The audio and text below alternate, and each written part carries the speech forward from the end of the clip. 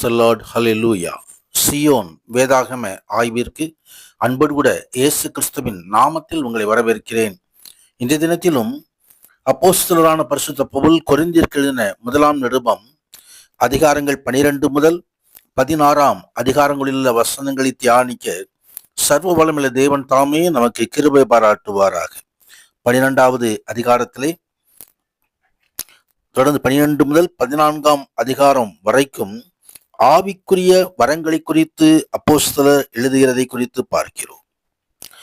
ஆவிக்குரிய வரங்கள் ஆதி சபையின் வாழ்க்கையிலும் ஊழியத்திலும் அத்தியாவசியமாக காணப்பட்டது. அதோடு விட கிறிஸ்துவானவர் மீண்டுமாய் வரும் வரைக்கும் இந்த வரங்கள் செயல்பட வேண்டும் என்று தேவன் விரும்புகிறதை 7வது வசனத்திலே நாம் பார்க்கிறோம். கர்த்தருக்கு மகிமை உண்டாவதாக. ஆம், ஆவிக்குரிய வரங்களை கொடுப்பதிலே அவருடைய நோக்கங்கள் இருக்கிறது.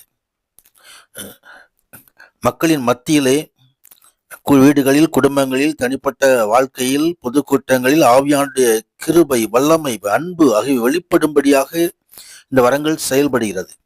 பிரசங்கிக்கப்படும் சுவிசேஷத்தின் செய்தி இயற்கைக்கு அப்பாற்பட்ட முறையிலே உறுதியடைந்து வல்லமையுள்ளதாக மாறும்படியாகவும், சபையின் தனிப்பட்ட விசுவாசிகளுடைய மனித பிரகாரமான தேவைகளை சந்திக்கும்படியாக ஆவிக்குரிய பிரகாரமாக பலப்படுத்தி கட்டும்படியாக இந்த வரங்கள் உதவி செய்கிறது. சாத்தானுக்கும் அவருடைய பொல்லாத சேனைகளுக்கும் விரோதமாக ஆவிக்குரிய போராட்டத்திலே வல்லமையாய் போராடவும் இந்த வரங்கள் உதவி செய்கிறது. கர்த்தருடைய நாமத்திற்கு மகிமை உண்டாவதாக. எனவேதான் அப்போஸ்தலர் இந்த வரங்களை நாடும்படியாக அவர் எழுதுகிறதை குறித்து பார்க்கிறோம். நீங்கள் இந்த வரங்களை குறித்து அறியாதிருக்க எனக்கு மனதில்லை என்று சொல்லி கர்த்தருடைய வரங்களுக்கு நாம் முக்கியத்துவம் கொடுக்க வேண்டும் என்பதையும் இங்கே அப்போஸ்தலர் குறிப்பிட்டு எழுதுகிறதை நாம் பார்க்க முடியும். கர்த்தருடைய மகிமை உண்டாவது. அதே வேளையிலே இதோ திருச்சபை ஒரே சரீரமாக செயல்படுகிறதையும் நாம் அந்த சரீரத்தின் அவயங்களாய் இருக்கிறதையும் குறித்து இங்கு எழுதப்பட்டிருக்கிறது. நீங்களோ கிறிஸ்துவின் சரீரமாயும் தனித்தனி அவயங்களுமாய் இருக்கிறீர்கள் என்று சொல்லி தேவனானவர் சபையிலே அப்போஸ்தலரையும் தீர்க்கதரிசிகளையும் போதகர்களையும் அற்புதங்களையும் குணமாக்கும் வல்லமைகளையும் ஊழியங்களையும் ஆளுகைகளையும் பலவிதமான பாசைகளையும் உருவாக்கி வைத்திருக்கிறார் என்று சொல்லி அங்கே வேதவசனம் சொல்கிறதை குறித்து பார்க்கிறோம். கர்த்தருக்கு மகிமை உண்டாவதாக. முக்கியமான வரங்களை நாடுங்கள், அதில் மேன்மையான வழிகளை உங்களுக்கு காண்பிக்கிறேன் என்று அப்போஸ்தலர் தொடர்ந்து எழுதுகிறதை குறித்து பார்க்கிறோம். கர்த்தருக்கு மகிமை உண்டாவது. 13வது அதிகாரத்திலே அன்பை குறித்து அப்போஸ்தலர் எழுதுகிறார்.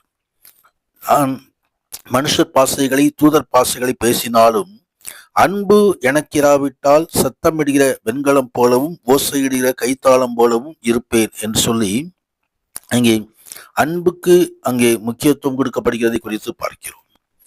அன்பு தான் வேதத்தினை அடிப்படை. கர்த்தருடைய போதனையின் அடிப்படை அன்புதான் என்பது. தேவன் அன்பாகவே இருக்கிறார் என்று வேதவசனம் சொல்கிறது. தேவனுடைய பிள்ளைகளும் இந்த அன்பை தங்கள் வாழ்க்கையிலே வெளிப்படுத்தும்படியாக அழைக்கப்படுகிறார்கள். கர்த்தருக்கு மகிமை உண்டாவதாக. விசுவாசம், நம்பிக்கை, அன்பு மூன்றும் நிலைத்திருக்கிறது, ஆனால் அன்பே பெரியது. கர்த்தருக்கு மகிமை உண்டாவதாக. 14வது அதிகாரத்தில் தீர்க்க தரிசன வரம், அந்நிய பாஷை வரம் ஆகியவளை குறித்து விவரிக்கப்பட்டிருக்கிறது.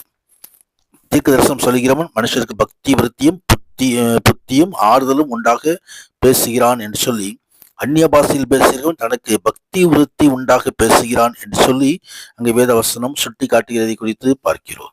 கர்த்தருக்கு மகிமை உண்டாகும். இந்த வரங்களிலே தெளிவுண்டாக்கும்படி இந்த வசனங்களை நாம் கற்றுக்கொள்ள வேண்டியவர்களாக இருக்கிறோம். தொடர்ந்து ஆராதனையில் ஒழுங்கு முறை இருக்க வேண்டும் என்பதையும் வேதம் இந்த பகுதியிலே சுட்டி காட்டுகிறதை குறித்து பார்க்கிறோம். கர்த்தருக்கு மகிமை உண்டாவதாக.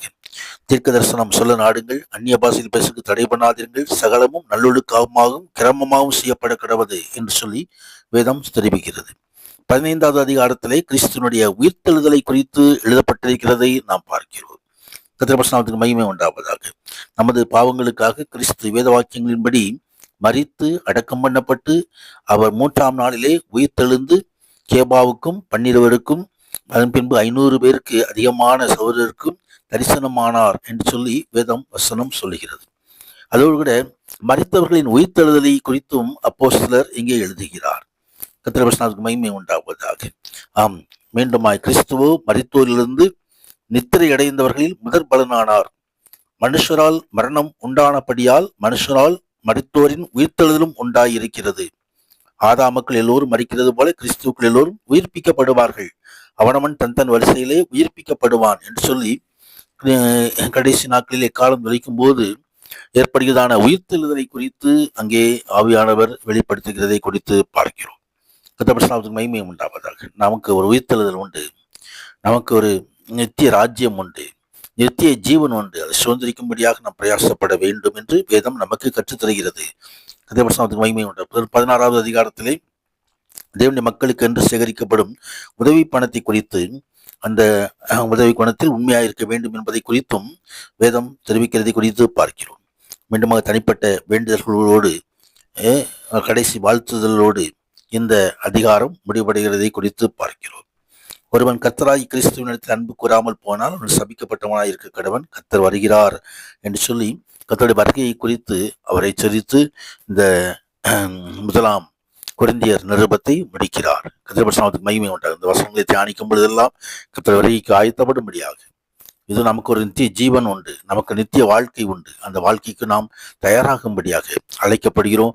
உன்னதரான தேவன் தாமே இந்த நாளிலும் மகிமையான ஆசீர்வாதங்களால் நம்மை நிரப்புவாராக. பரிசுத்த நாமத்திற்கே மகிமை உண்டாவதாக.